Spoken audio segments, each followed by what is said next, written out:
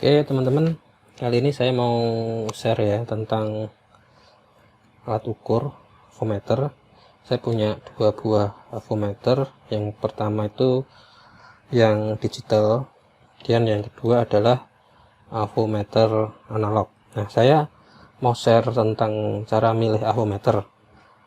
Sebenarnya tidak harus yang mahal avometer itu, tapi ada beberapa hal yang perlu diperhatikan kalau beli avometer. Yang pertama itu adalah jarumnya itu bisa berhenti tepat gitu ya, maksudnya tidak getar. Nah, contohnya seperti ini ya, ini perlu disetting dulu di ohm ya, bagian ohm dulu kali. Kalau mau beli tesnya, tes di bagian ohm, kemudian dihubungkan ya. Nah, ini kan dia tidak getar, jadi bisa berhenti gitu maksudnya.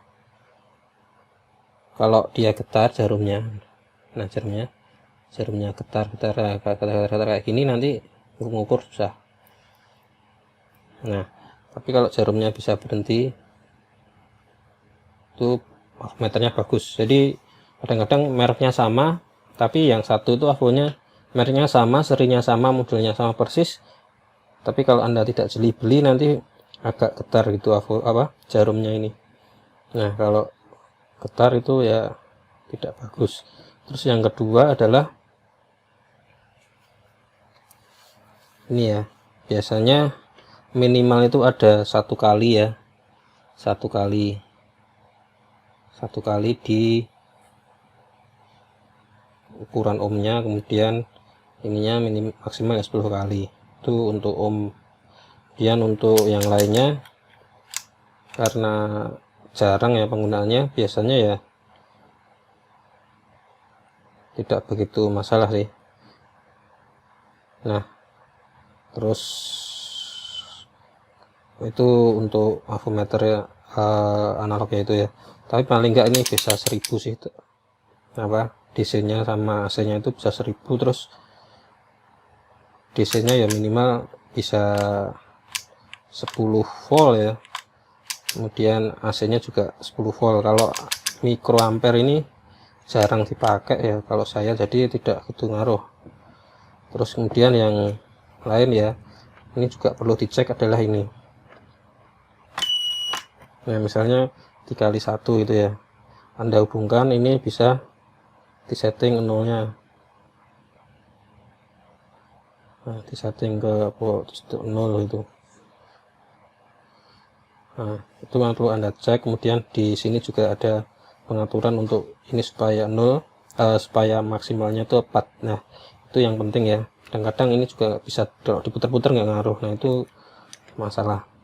Itu kalau milih avometer analog tuh saran saya ngeceknya kayak itu ya.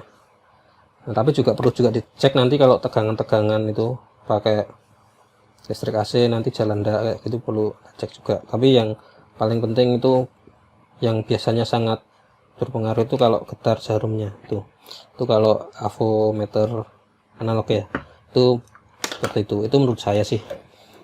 Kemudian kalau avometer digital ya, itu juga nggak perlu yang mahal-mahal, tapi yang penting dia seperti tadi yang saya sampaikan,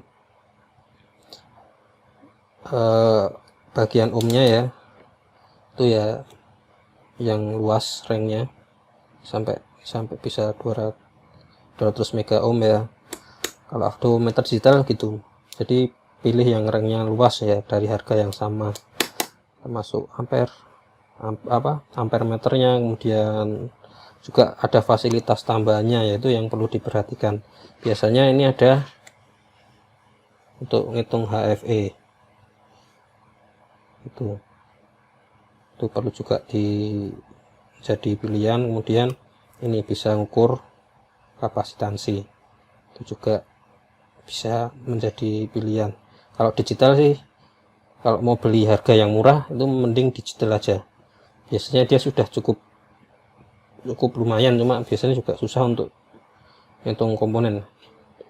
Maksudnya ngecek komponen-komponen yang tertentu itu susah kalau pakai digital. Oke. Terima kasih sudah menonton.